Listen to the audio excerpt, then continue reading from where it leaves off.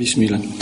Chers frères et sœurs, il n'y a pas longtemps, précisément le 17 juillet dernier, notre association d'études Yeshurun, Judaïsme contre Sionisme et le Centre Zahab France ont lancé un appel à l'initiation d'une alliance stratégique amicale entre judaïsme et islam. C'est dans ce sillon que Yeshurun, Judaïsme contre Sionisme, se joint à la journée Al-Quds qui a lieu traditionnellement le dernier vendredi du Ramadan, exprimant ainsi notre solidarité active avec la lutte du peuple palestinien pour réaliser son droit à la souveraineté sur l'entièreté de la Palestine historique avec Jérusalem Al-Quds comme capitale. Le judaïsme traditionnel, non falsifié, non contaminé par le sionisme, est incompatible avec la philosophie et la politique connue sous l'appellation sionisme. Il rejette et condamne le sionisme tant pour des raisons religieuses que pour des raisons humaines, parce que le judaïsme enseigne, nous commande d'être humains et compatissants avec toute l'humanité. Malgré la terreur sioniste, les activistes juifs orthodoxes expriment ouvertement leur opposition au sionisme et leur sympathie et solidarité avec le peuple palestinien qui lutte contre l'oppression sioniste. L'idéologie et la politique du sionisme sont en contradiction totale et inconciliable avec le judaïsme traditionnel. Les sionistes ont profané, usurpé la Palestine, la Terre sainte, et abusent de notions spirituelles des appellations Israël et Sion. Fallacieusement, ils se prétendent représentants et porte-parole de tous les Juifs. Le sionisme est un attentat contre l'identité juive, c'est pourquoi il est du devoir de chaque Juif conscient de dénoncer envers le monde entier la nature anti-Torah, anti-humaine du sionisme. Le sionisme en général, sa brutalité colonialiste envers le peuple palestinien en particulier, sont contraires à la Torah, à la conduite normale et aux aspirations du peuple juif.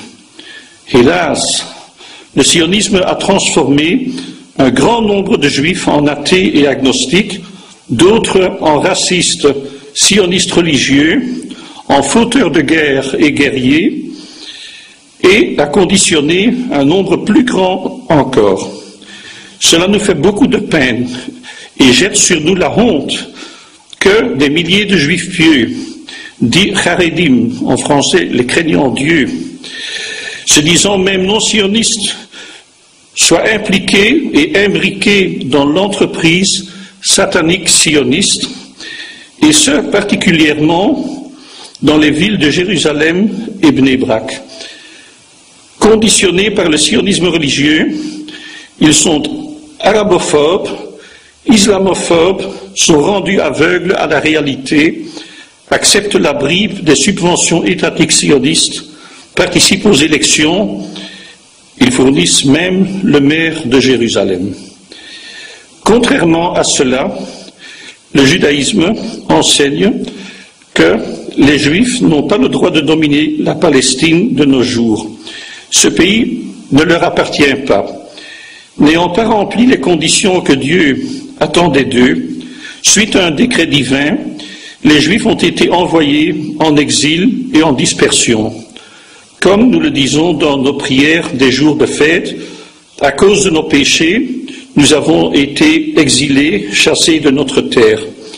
Seul le Messie pourra, selon les modalités divines exposées dans les prophètes, mettre fin à l'exil et la dispersion.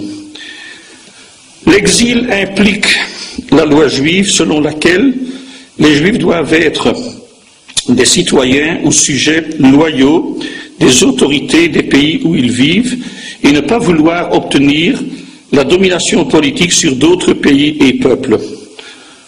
En période d'exil et de dispersion, les Juifs n'ont aucun intérêt à dominer la Terre sainte et non plus les autres parties du monde.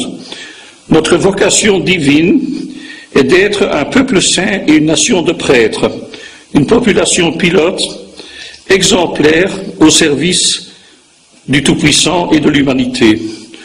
Nous devons nous rappeler, plus que jamais, que ce n'est que par et pour la Torah transmise à Moïse au mont Sinaï que nous sommes juifs. C'est de bon cœur que nous, juifs, devons accepter et promouvoir la souveraineté du peuple palestinien sur l'entièreté de la Palestine historique avec Al-Quds, libérée du joug sioniste comme capitale. Pas une parcelle de la Terre sainte ne peut rester profanée par les sionistes. Et vu ainsi, c'est le bon sens même. Il n'y a aucun antagonisme entre le judaïsme et l'islam. Le sionisme est notre ennemi commun. Il y a encore un petit reste juif palestinien qui le savent et se tiennent au décret divin et ses conséquences. Mais il va de soi que leur situation dans l'entité sioniste est précaire. L'oppression sioniste est une tragédie, tant pour les juifs authentiques que pour les musulmans palestiniens. Dans le passé, les juifs de Terre Sainte ont été des sujets loyaux soumis à l'autorité ottomane. Il nous est strictement interdit de se soumettre à l'autorité sioniste qui est une rébellion satanique contre la Torah, et ce d'autant plus à Jérusalem, Al-Quds, la ville sainte, qui s'appelle en langue farsi si justement Beit al-Maqdis. Jusqu'à l'avènement du sionisme, comme dans les autres pays islamiques, juifs et musulmans vivaient en bonne entente en Palestine et particulièrement à Jérusalem, Al-Quds.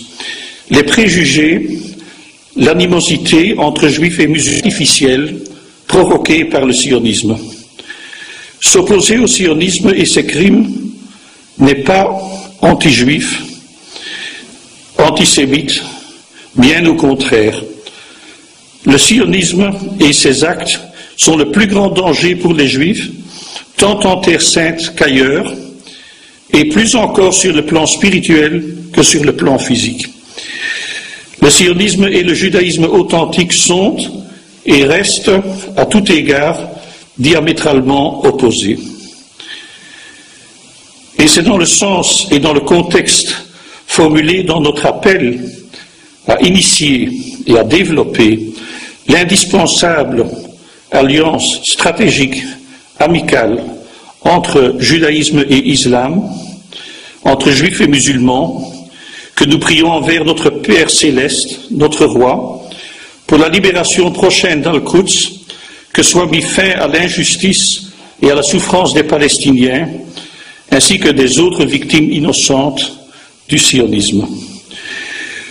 Nous exigeons le démantèlement du régime sioniste et saluerons la possibilité, si elle est accordée, que les Juifs qui en sont dignes puissent à nouveau vivre paisiblement ensemble en Terre Sainte libérée, selon les modalités qu'offre l'islam. Que le Saint Créateur veuille bénir et protéger ceux qui œuvrent pour accomplir sa volonté, pour réaliser la droiture, la justice et l'harmonie fraternelle de l'humanité entière dans la reconnaissance et l'adoration du Dieu un.